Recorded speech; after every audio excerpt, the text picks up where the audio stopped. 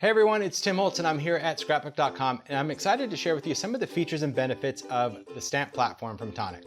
What is a stamp platform? Well, it's a really great tool allowing you to get precision imagery and stamping from clear and rubber stamps. And this is the platform itself.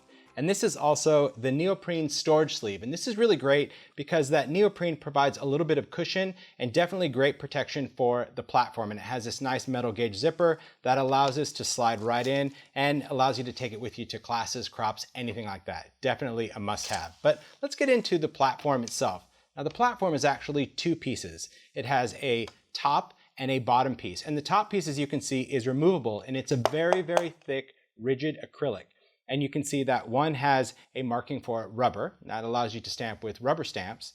And then if we flip this over, it's marked clear. And that's going to allow you to stamp with clear stamps as well with this platform tool. Now, the platform, what's really cool, it has a lot of little perks and features. The bottom of it, of course, is foam, and that's going to provide cushion, but also that whole non-slip feature if you're working on a smooth craft table.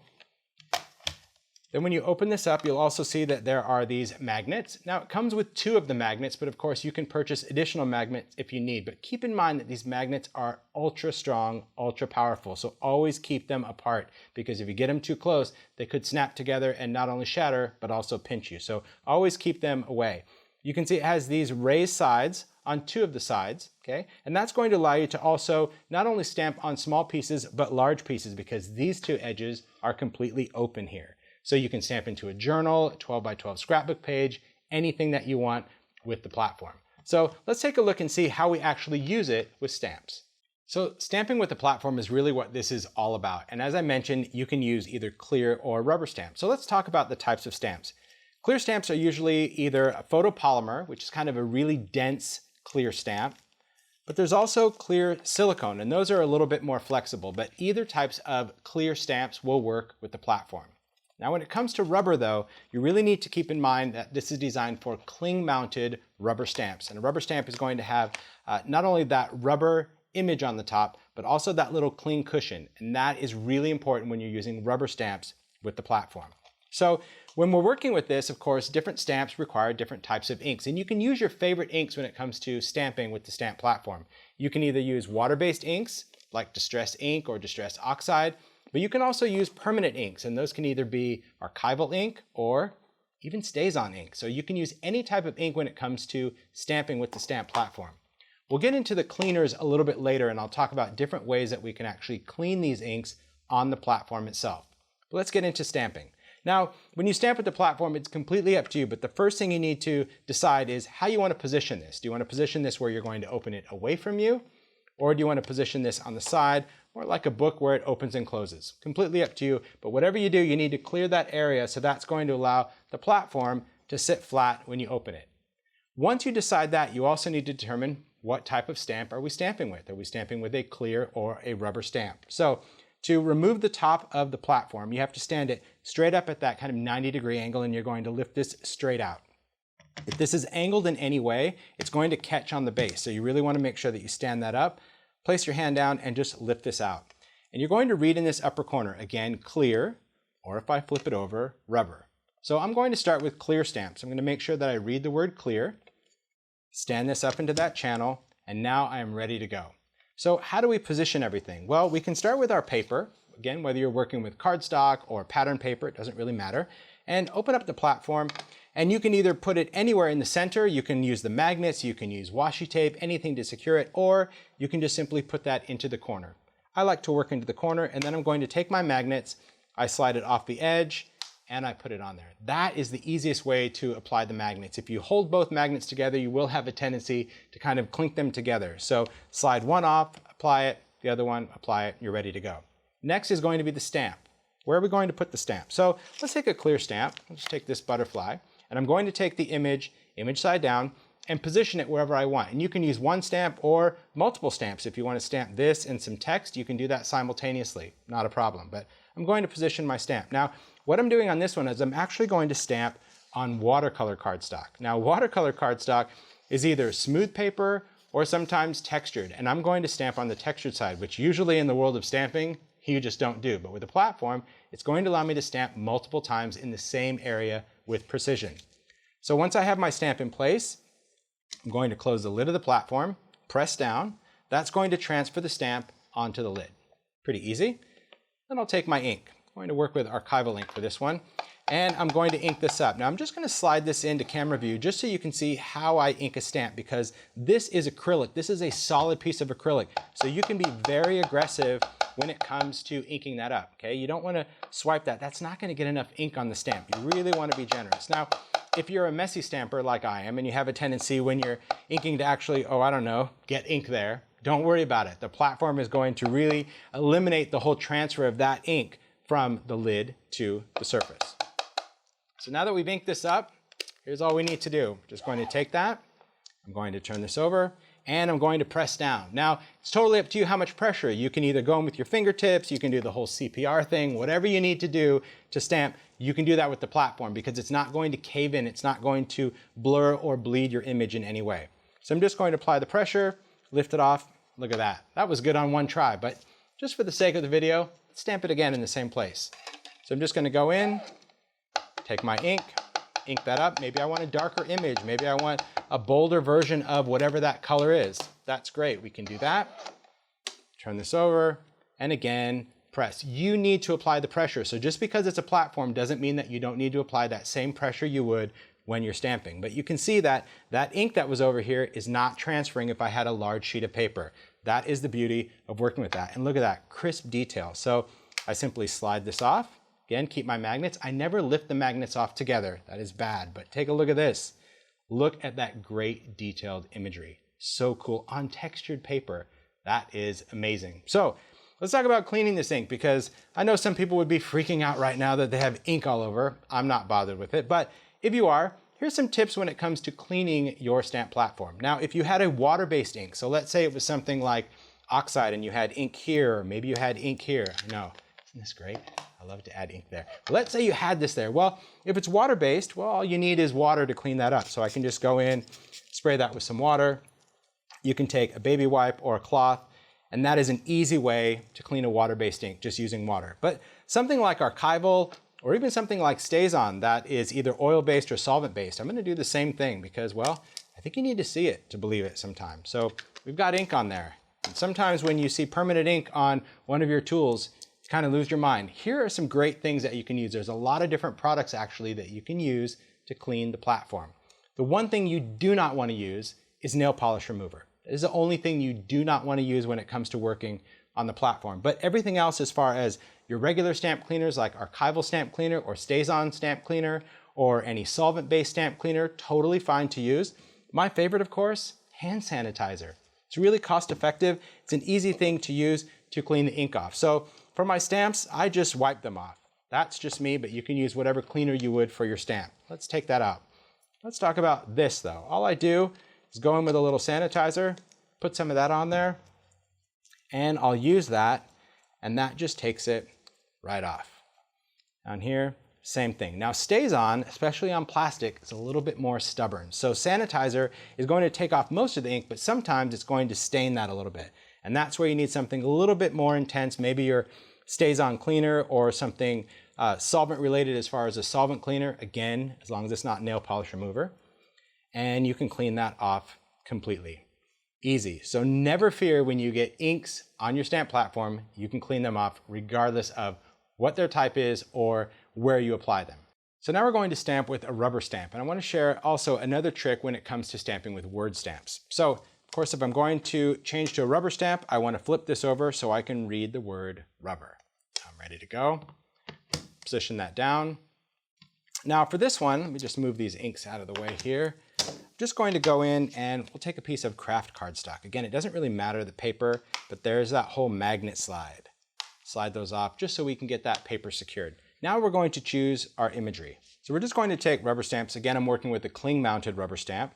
I'm just going to choose the images and position them. It's another great thing about working, of course, with the stamp platform is that I can use multiple images and actually position them exactly how I want. So here we're just going to take those words. So we have imagination, proprietor of ideas, and our guy all right there. Now that we have that all set and I have the perspective that I want, I'm just going to close the lid of the platform, transfer those stamps right to the top. Now, I will tell you something. Of course, these have transferred, but if for whatever reason your stamp doesn't transfer to the lid, a couple things could be the issue. Either you have ink on the actual lid of the platform or too much ink on the stamp. So you can just clean either one off with a baby wipe or water, and that will help get your stamps to cling onto the surface again. But as you can see here, my images are actually transferred onto the lid. But here's some tricks when it comes to working with text. Anytime you have words or verses, there is a gridded pattern in this lid, and it's actually embedded into this. And what I like about that is it's not etched. It's not actually carved in, so I don't have to worry about any ink or paint getting stuck in there.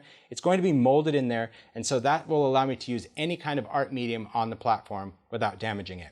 So when I look at these words, you'll see that I did a pretty good job kind of straightening them out visually, but if I take a sheet of paper, I'm just going to take this white cardstock just for the sake of the video, just so you can kind of see under there. You can see that grid pattern, right? And the thing about that grid pattern, it's going to allow me to take that and just go in and adjust this if I need to. I'm using these grid lines just kind of as my guide if I want to straighten my text a little bit more. That's all you need to do. All right, so then we're ready to stamp. So let's take our ink. Again, I'm just going to go in with our permanent ink.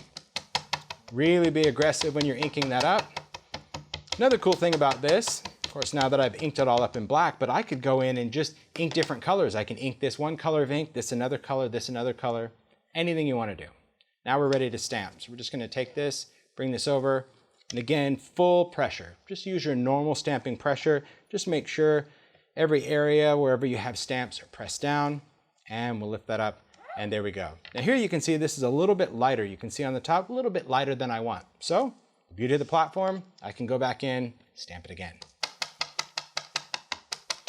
And I'll actually just go in and add another layer of ink just over his face area, because I think that's going to give me a little bit extra depth. That's also pretty cool sometimes, that you can go in, and even if it stamps perfect, just by going in that second time with another layer on part of the image, it's going to give that image a little bit more depth and perspective. So look at that. You can see here that now my text is there, his face is nice and dark, kind of his body is just faded out just a little bit. And that's how easy it is to stamp with rubber stamps and the platform. One of my favorite uses for the stamp platform, of course, is using my stamps in different ways, and watercolor is one of my favorites. And I'll be honest, I'm not really good at coloring, but the stamp platform makes it look as if I'm good at watercoloring. So this is the ultimate effect we're trying to achieve by taking a stamp and using distress markers to achieve a watercolor effect. So I already have my stamp positioned over watercolor cardstock, which is how I want that image to be. I've got my platform set to the rubber side. I'm just going to close that, and that's going to transfer my stamp. All right, now it's time to color. And what we want to do is, normally stamping with markers is really nothing new. We apply all these colors, either spray it with water or breathe hot air and hope for the best. But with the platform, we can take it color by color. That is key. So I'm just going to start with a color, and I want to use the brush tip of a marker. Whether you're using distress markers or others, you want to definitely use a brush side, because that's going to allow me to drag it right across the surface of the stamp. And I'm just going to add color to those areas that I want this first color. This is going to take several layers, so don't be in a hurry. We're here to be crafty, so have fun with it. All right. So by using the edge of the marker, I'm just able to apply that color to the surface. Then I'm going to take just a sprayer, and I want to mist this with water, because watercolor requires two things, water and color. So once we have both of those down, just going to stamp my first layer, lift it off, and there it is. And don't be bothered by this. You'll look at me like, oh, it doesn't look like anything. It doesn't look like anything yet, but we'll get there. Now each layer, I just go in and I gently just wipe off whatever wet ink is there, because I want to apply another layer of color. I'm just going to go in with some deeper shades of reds just to kind of highlight these roses. And I'm not going to color the exact same area. So I don't want to color the same surface. I'm just going to pick and choose where I add that next color. Couple mists of water, and we're going to stamp it again. And you can see as we do that, it's starting to build that layer. Now, if you don't like the way something is looking, like I like this because I love the watercolor effect, but if for whatever reason you don't like how much water is going on, you can dry that layer before moving on. You can just take a heat tool, just gently go over that and dry it, but I'm just going to keep going, because you'll see, I always like to show that you never want to be afraid of water when it comes to watercolor. All right, next I'm going to start working around on the leaves and the greenery. So I'm just going to go in around that area. And at first, when you start out, like sometimes when I have a big image like this, I don't even know where the image is. You know, I'm just kind of looking going, well, it looks like a leaf or it looks like a rose. Don't worry about it. We can always go back and add other layers of color and pull it all together. So just have fun with this. You are the artist for this. All right, add a little bit of that green. Just gonna go in, just miss that, and we'll stamp our green layer. There we go. So far, so good. Take that off. And now I'm going to go into darker. Whether you start dark, light, light, dark, it doesn't really matter. Just have fun with it. Don't take yourself so seriously. It's fun. So now that I have a darker color, I'm just kind of bouncing around, just getting some of that dark color over there. Because if you color the same area with a different color of marker, it's just going to completely overpower what you just did. So work a little bit at a time. All right. Stamp that. See, look at that. It gave that instant depth to that area. All right, cool. So I'm looking at this. I'm looking at my image saying, okay, I really like this. I see all of my image now. I've got my leaves there and my flowers, but I kind of missed this area. So for whatever reason, when I was coloring, I just didn't color anything in that area. And so I just kind of bring this in and say, okay, that's really the vicinity that I didn't put anything. So no problem. Now I can go back and I can add some more color into that area. Just take a little bit of that, and I'm just going to bring some of that color down because, well, I want to. There we go. Let's bring a little bit of that green into it. Just add some of that, and that's going to blend in that area. All right, so at this point we have our image down, but you can still see that we've got that really wet area of our watercolor. Not to fear. So what I'm going to do is I'm just going to go in, I'm going to dry this. I just want to dry that area. Because what I'm going to do now is I'm just going to go in with some colors and I'm going to add detail to that area. So for detail, it just really depends on what colors you want to use. I think I'm going to go with something a little bit darker in that area. Just kind of go around there. That'll look good. I think I even want to go in with some of those darker colors around that leaf because I do love that blended look, but I'm definitely missing some of my detail. So let's take a little bit more of some of those colors, fill in the detail. And for this one, I'm just going to go in and stamp, okay? And that's really going to transfer my lines on there. But I'm not finished yet. Let me just clean this off and add one more effect. Anytime I want to add highlights to my watercolor that involve yellows or really light colors, I like to do those at the very end because those seem to kind of soften all of the blends of the color. So I'm just going to take some of that.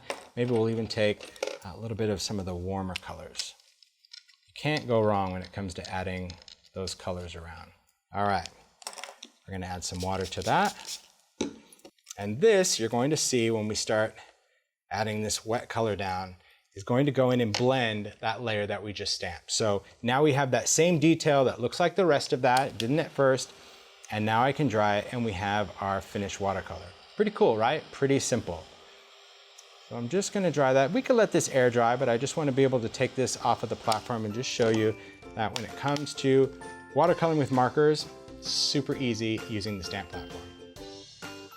Thanks for watching. If you like this video and want to see more from Scrapbook.com, please like, share, subscribe, and leave a message. Happy crafting!